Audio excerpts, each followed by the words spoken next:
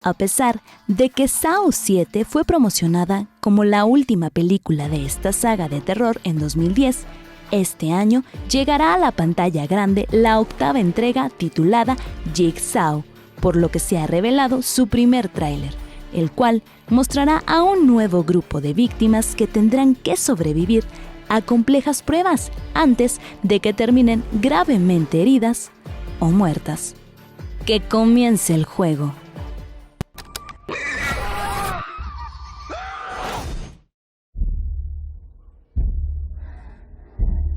Now the game's simple.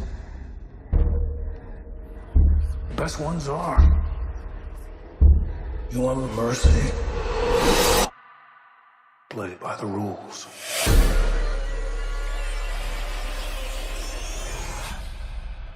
Any identification on the victim? Here's a piece. But Jigsaw has been dead for 10 years. It's not him. Can't be. This was on the body. The truth will set you free.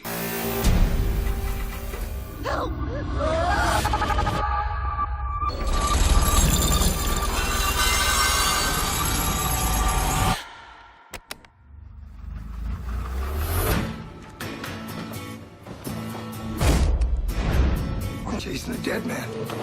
Just running scared. It's a copycat. Each place we go. So afraid. Live or die. The choice is yours.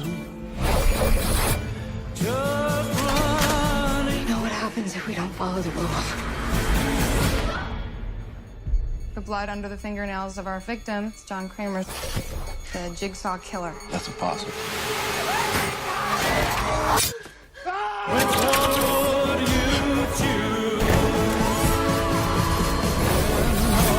He said it was a game.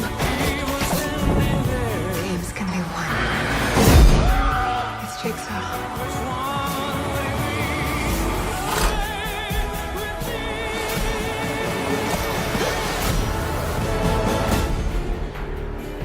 Y recuerda, la película Jigsaw, El juego continúa, se estrenará en México en noviembre de este año. No, it's not creepy at all.